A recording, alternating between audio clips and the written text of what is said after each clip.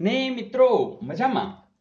મિત્રો આપણે જીએસસીએસએલ ની ડેપો મેનેજરની જે 2016 ની પરીક્ષા હતી એમાં જુદા જુદા જે સમ છે અને એમાં કંઈક નવું શું છે એ આપણે જોઈ રહ્યા છીએ અને રોજ કંઈક નવું શીખી રહ્યા છીએ, જેથી કરીને કોઈ પણ પ્રશ્નો આપણને પૂછે આવડે જ.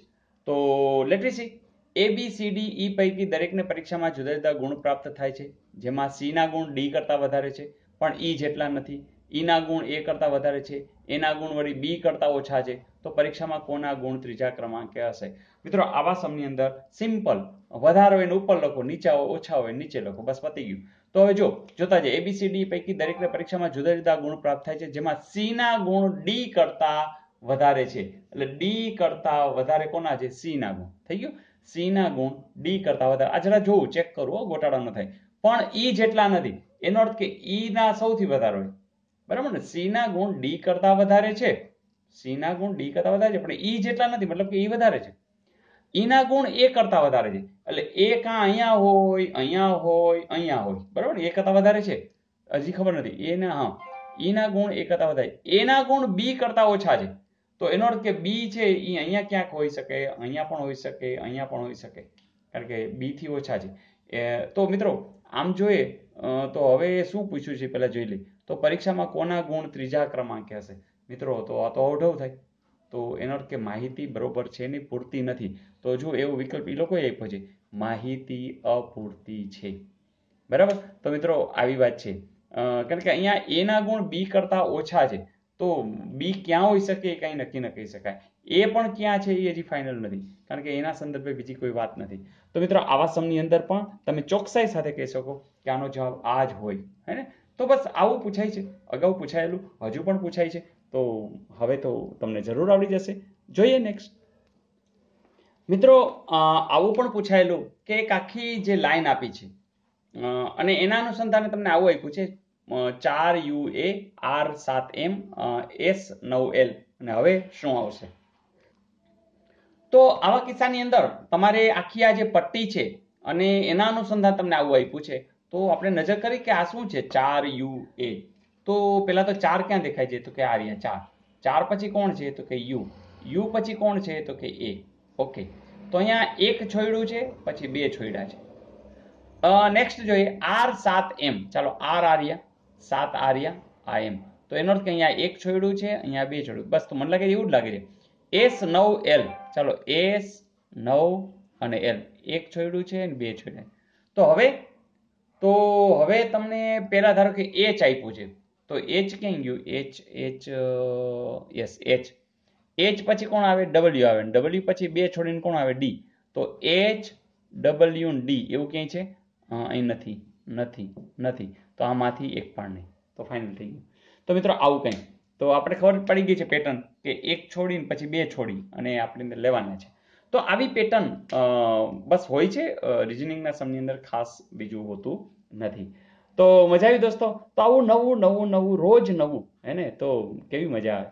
તો બસ આવું એકાદ વખત ખબર છે, પછી તમને જ ખબર પડી જાય છે કે ભાઈ આમાં શું આવે. ને ઘણા બધા મિત્રો બસ 5-5 સેકન્ડ 2-2 સેકન્ડમાં જવાબ આપી દે છે.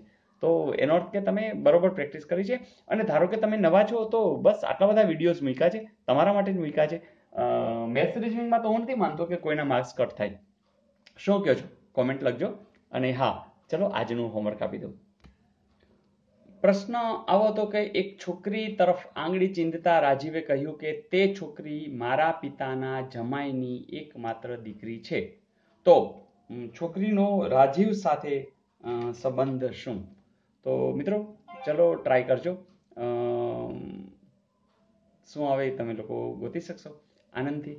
અને હા, કોમેન્ટ્સમાં જરૂર મૂકી દેજો. અને હા, તમને ગઈકાલે આપેલું હોમવર્કમાં જરા જોઈ લઈએ. મિત્રો આપણે પૂછ્યો તો પ્રશ્ન કે એ અને બી પરિણીત યુગલ છે, એક્સ અને વાય ભાઈઓ છે, એક્સ એ એનો ભાઈ છે, તો વાય એ બી નો શું થાય?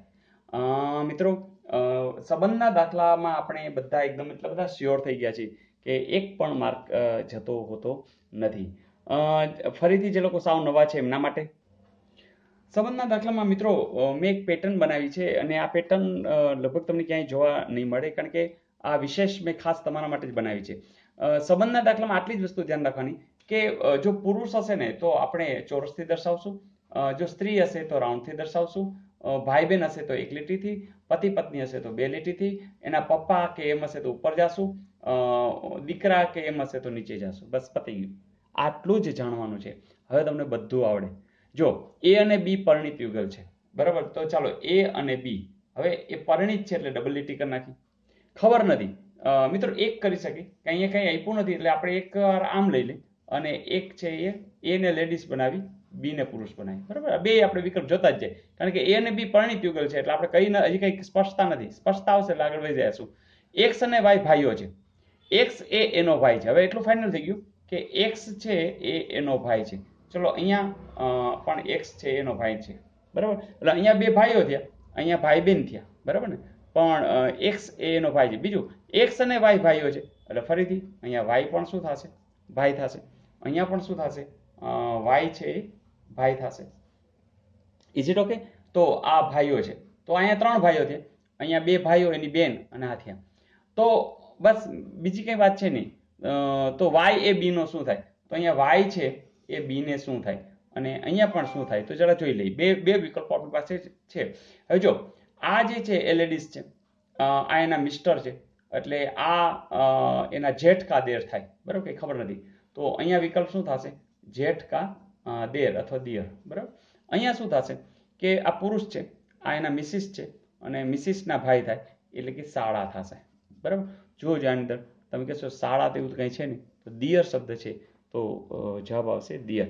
હવે આ જ વસ્તુમાં એમ કીધું હોત તો કે ભાઈ છે, દીકરો છે, દિયર છે, સાળા છે, અને હજી એક વિકલ્પ એવો હોય કે ચોક્કસ કહી શકાય નહીં, તો આપણે શું લખશું? ચોક્કસ કહી શકાય નહીં, કારણ કે આ વિકલ્પ ને આ વિકલ્પ વિશે એ અને બી ની સ્પષ્ટતા કોઈ આપી જ નથી કે એ છે પુરુષ છે કે બી છે એ પુરુષ છે.